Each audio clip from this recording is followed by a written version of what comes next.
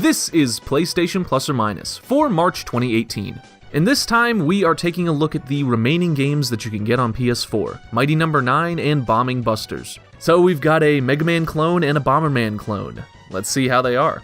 So Mighty No. 9, after a huge Kickstarter campaign, has been called a lazy disappointment of a game at best, and an outright scam at worst. So let's see if it deserves all the hate it got. And just to give context for all of my upcoming criticism, I wasn't really at all invested in the Kickstarter for Mighty No. 9 or anything like that. I had basically no expectations for it, I didn't back it, I didn't even play the game until now, so I'm not just some angry Mega Man superfan.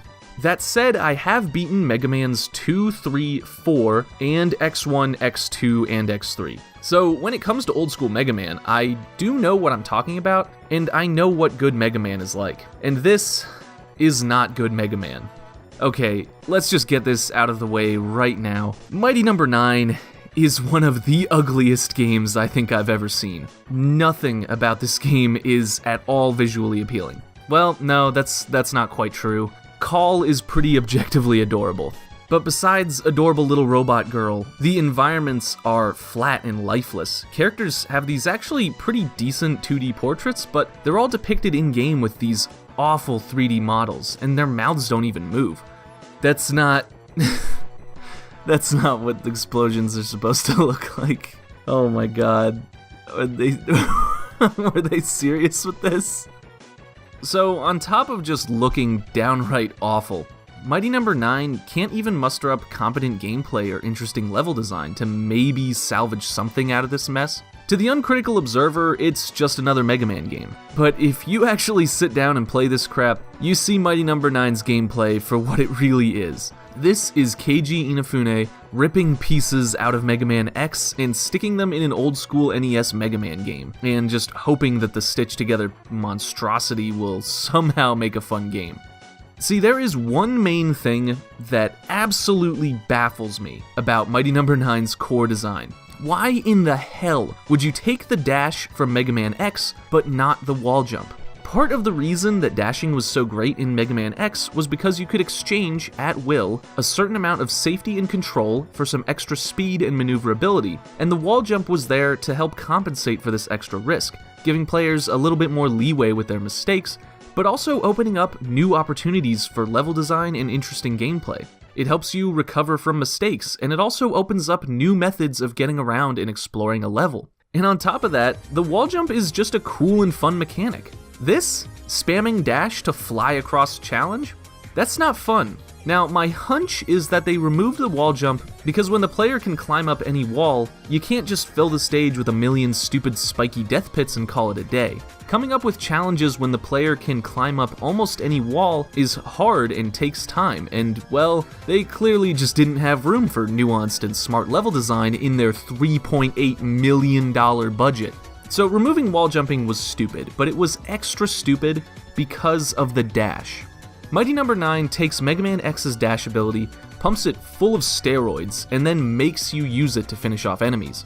And yeah, I know, you can kill enemies without it, but it takes way too many shots to kill stunned enemies, and then you don't get points or power-ups that way. You want me to kill enemies with the dash move? Fine, whatever, I'll play along, Mighty No. 9. Never mind that I found it necessary to switch the dash button from R1 to L1 just to save my right hand the pain of having to mash 3 different buttons constantly. Whatever. Why then, when you're encouraging me to spam the dash move, do you then put me in situation after situation where dashing will get my ass killed, and then remove my ability to recover from mistakes? Gee, if only I had some neat ability that would open up new gameplay possibilities while also giving me a little bit of wiggle room with mistakes. If only such a feature existed!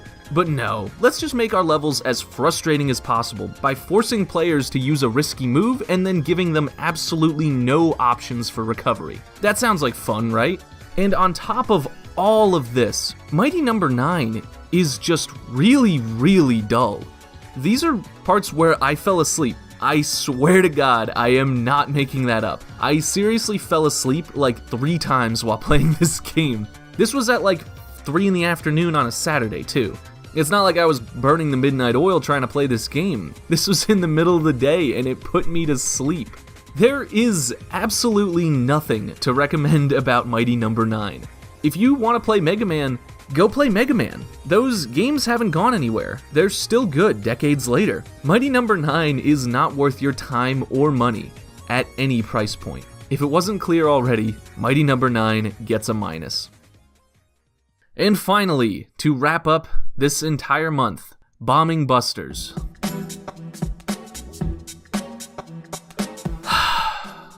You actually want me to review this? You want me to describe this game? It's Bomberman. I mean, what else is there to... Is there anything else to say about this game? You know, in a normal video like this, I would talk about, you know, what they changed, you know, what worked, what didn't, but they didn't change anything. This is literally just Bomberman. If you think I'm just being lazy, no, I'm not kidding. This is actually just Bomberman. They did not change anything. This should be illegal. Is this legal? Can I sue?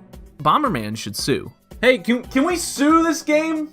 They just took Bomberman and put ballet music over it. You know, I'm not kidding. It's fucking Dance of the Sugar Plum Fairy. Dance of the Sugar Plum Fairy. They actually just took fucking ballet music and put it over Bomberman, and they called it a game. I can't believe this.